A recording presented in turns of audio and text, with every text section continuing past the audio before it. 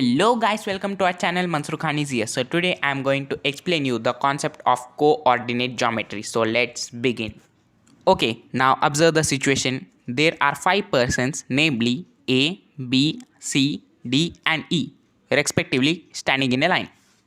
And here there is a cave and there a sweet shop.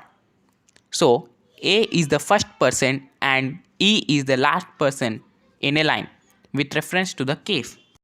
And E becomes the first and A will become the last person with reference to the sweet shop. So you might have observed that the positional value of the object changes along with the change of reference. So frame of reference is very important when we are discussing any situation. Now observe the another situation. Here are few alphabets. If this is the column and this is the row, then where is N now? Yeah, you are absolutely correct. It is in the third column and in the second row. And where is C and Q? Comment me below.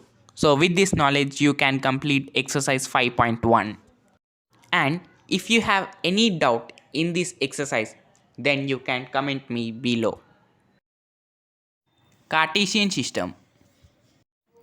Take a graph paper and draw a horizontal line and a vertical line. This is x-axis and this is y-axis. So here y-axis is perpendicular to x-axis and the point where it intersects is called origin, which is denoted by O. And here we observe that axis divides the plane into 4 parts. The 4 parts are called quadrants and these are denoted by Q1, Q2, Q3 and Q4 in anti-clockwise direction. Now the plane here is called Cartesian plane or a coordinate plane. The axes are called coordinate axes. Locating a point. Now let us see how to locate a point in coordinate system. Take 4 points on the graph paper, say A, B, C and D. A lies in quadrant 1, B lies in quadrant 2, C lies in quadrant 3 and D lies in quadrant 4.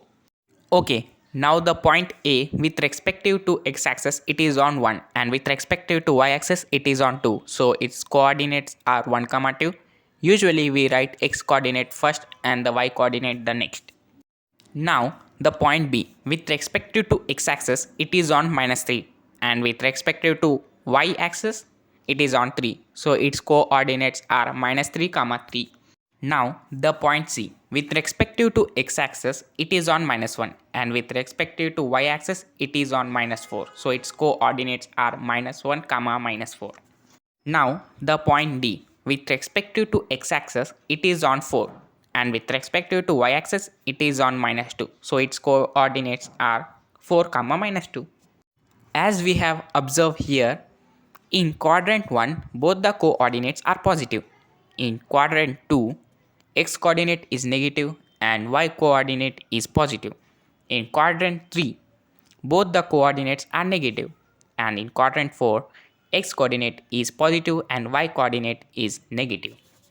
That is, in quadrant 1 x and y coordinates are greater than 0 and in quadrant 2 x coordinate is lesser than 0 and y coordinate is greater than 0 and in quadrant 3 x and y coordinates are lesser than 0 and in quadrant 4 x coordinate is greater than 0 and y coordinate is lesser than 0. And here x coordinate is also called as abscissa and y coordinate is also called as ordinate. And with this knowledge you can complete exercise 5.2. If you have any doubt, comment me below. Plotting a point. Okay, let us plot the following coordinates. Point A 2, 3. Okay, go to 2 with respective to x-axis. Now go to 3 with respective to y-axis and that's the point A 2, 3. Okay, now the point B -2, 4. Okay, go to -2 with respective to the x-axis. Now go to 4 with respective to the y-axis. That's the point B -2, 4. Okay, now the point C -3, -2. Okay, go to -3 with respective to x-axis and now go to -2 with respective to y-axis. That's the point C minus 3 comma 2. Now the point D 4 comma minus 2, go to 4 with respect to x-axis and now go to minus 2 with respect to y-axis. That's the point D 4 comma minus 2. Here we have done. And now with this knowledge you can complete exercise 5.3. If you have any doubt, comment me below. That was the great experience. And if you want to gain more knowledge from me, then a sub would be massively appreciated. Thank you.